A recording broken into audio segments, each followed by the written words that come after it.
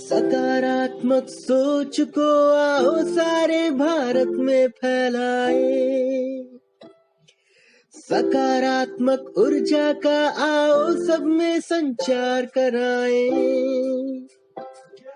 ऐसा ना हो कि हम अपनी जिम्मेदारी भूल न जाए, क्यों इंतजार करें हम किसी का, आओ एक मशाल जलाए।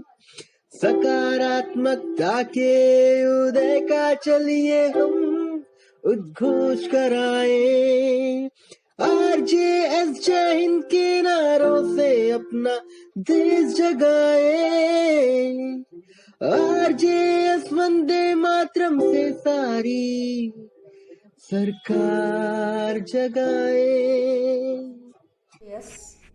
TJ APS KBS के में आज़ादी की अमृत गाथा में मैं रेणु श्रीवास्तव सभी लोगों भाई बहनों का सादर अभिवादन करती हूँ। मैं उदय मन्ना जी का हार्दिक आभार प्रकट करती हूँ। उन्होंने मुझे RJS मंच पर बोलने का मौका दिया और झलकारी बाई के बारे में मैं अपने वाणी के द्वारा आप लोगों को अच्छी अच्छी बातें बताऊंगी। उनका बहुत बहुत आभार है और उनसे मुझे बहुत कुछ जीवन पर्यंत सीखने को मिलेगा।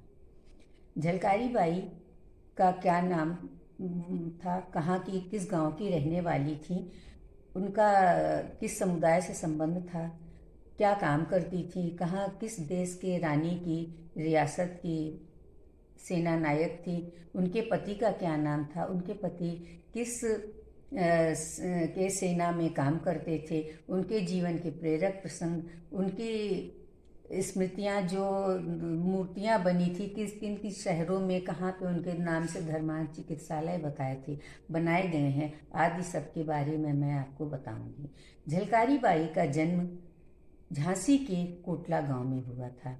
1830 में 22 नवंबर को हुआ था। उनके पिता का नाम सदोवर सिंह था और माता का नाम जमुना देवी। वह बुनकर समुदाय की दलित वर्ग से थी। बचपन से बहुत ही निर्भीक साहसी थी।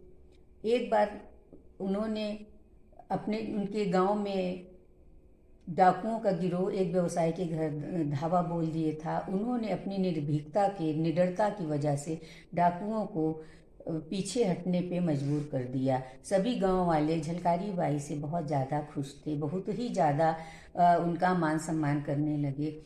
झांसी के सेना में एक पूरन पहलवान नाम के सेना में काम करते थे। वह झलकारी बाई के पति बने और पति होने की वजह से झलकारी बाई का महल में बार बार आना जाना होता था। रानी की परम प्रिय मुँह बोली सखी बन गई। झलकारी बाई ने की दूसरी विशेषता यह थी कि वह झांसी की रानी की हमशक्ल भी थी, जिससे उन्होंने अंग्रेजों के खिलाफ युद्ध में बहुत ही ज़्यादा फायदा उठाया। एक बार की बात है, झलकारी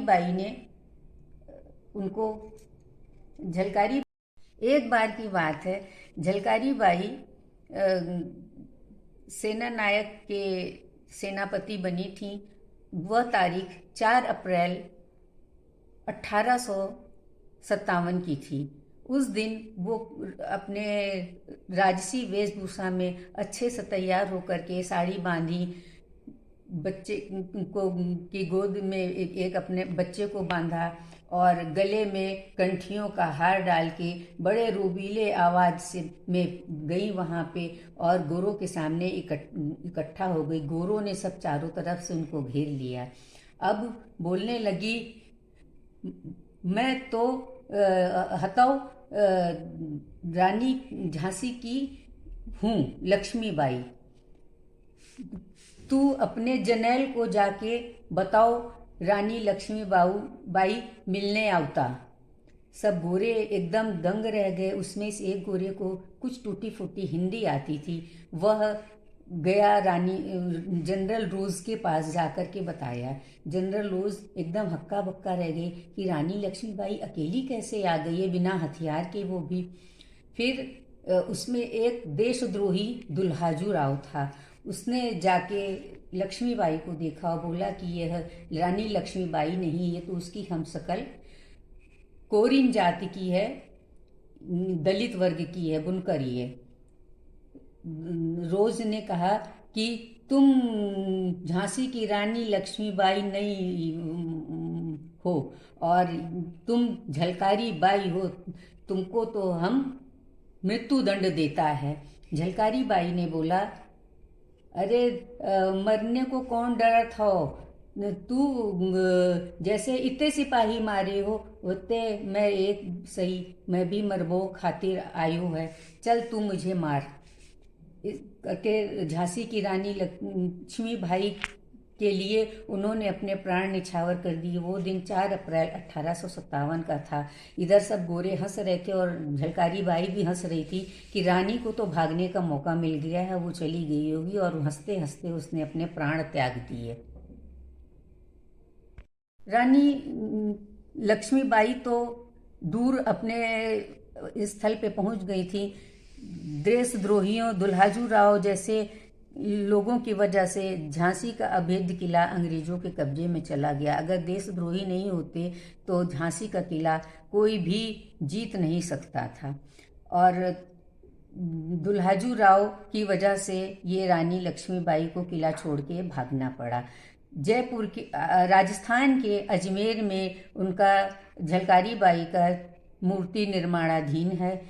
उत्तर प्रदेश के आगरा में उनकी मूर्ति लगी हुई है। लखनऊ उत्तर प्रदेश में उनके नाम से धर्मार्थ चिकित्सालय बनवाया जा रहा है। वृंदावन वर्मा की वजह से वो उपन्यास में आई, बहुत सारे लेखकों की वजह से उनका नाम हुआ। इतिहास में तो उनका नाम ही गायब कर दिया गया था। अब मैं अपनी वाणी को विराम देती हूँ। किनारों से अपना देश जगाए, आरजेएस वंदे मातरम से सारी सरकार जगाए।